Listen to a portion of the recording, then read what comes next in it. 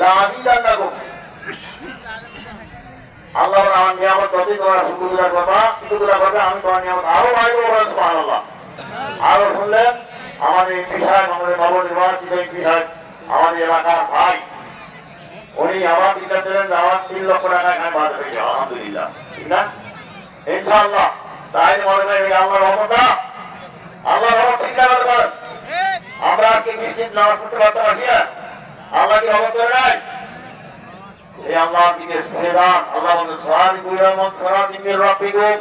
আজকে খুতবা করলাম জান্নাতিন আরদুহাস সামাওয়াতু ওয়াল আরদ উইদ্দাত লিল মুত্তাকিন ফিস শাররি ওয়াদ দাররাই আল্লাযীনা ফিস শাররি ওয়াদ দাররাই ইউহিব্বুনা ফিস শাররি ওয়াদ দাররাই ওয়াল কাযিমিনা আনিন নাস আল্লাহু ইউহিব্বুল মুহসিনিন। সুবহানাল্লাহ। আল্লাহ বলেন ওরা আমার বান্দারা, তোমরা আমার রহমতের দিকে অগ্রসর হয়ে দাও, দাবি তোমার হয়ে দাও। আল্লাহ রহমত। আজকে আমরা একটি মাস আমরা কি বললাম, এর পরিশ্রম কি হবে, এর পুরস্কার আজকে নিতে হবে। আলহামদুলিল্লাহ। আল্লাহ নবী বলেন আব্দুল্লাহ ইবনে মাসউদ রাদিয়াল্লাহু তাআলা আনহু রাসূলুল্লাহ সাল্লাল্লাহু আলাইহি ওয়াসাল্লাম মান সামা রমজান মিন আউয়ালি ইলা আখিরিহি ফায়াউমিন খায়রুম মিন ইয়াউমিন ওয়ালাদাতুহু মুহরান। সুবহানাল্লাহ।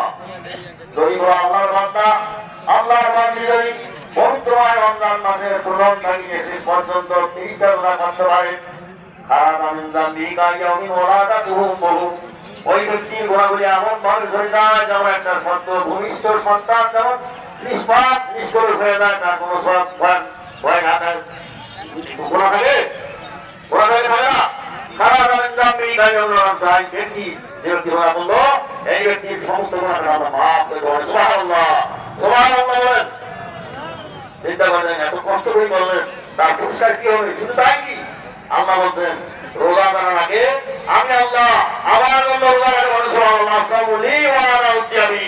আমি আল্লাহ রাব্বুল আলামিন সেই ব্যক্তিকে নিজ হাতে পুরস্কার দেব। সুবহানাল্লাহ। সুবহানাল্লাহ। শুধু তাই, আল্লাহ নবী বলেন মান সামা রমজান ঈমানান ওয়া ইহতিসাবান গুফিরা লাহু মা তাকাদ্দামা মিন যামবিহি ওয়া তাআখারা। আজকে